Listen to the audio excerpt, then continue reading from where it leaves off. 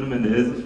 E no Twitter a gente tem os chamados Trending Topics, que são os assuntos mais relevantes do mundo todo para o pessoal do Twitter, que nem sempre são úteis, né? Não são importantes. Mas às vezes são eventos e acontecem desastres naturais e essas coisas.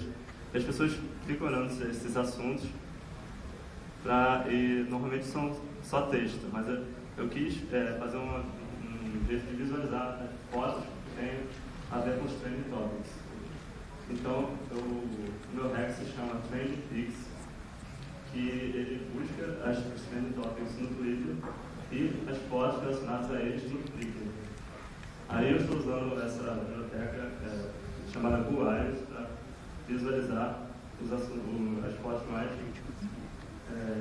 que o pessoal do Twitter julga importantes, que nem sempre são importantes. Mas, por exemplo, se acontecer um evento, aí vai aparecer várias fotos interessantes. E eu usei a Yahoo Query Language e jQuery e o GoWires para fazer. É só esse códigozinho aqui de 11 linhas para fazer esse tipo de visualização. E meu hack é esse. Obrigado.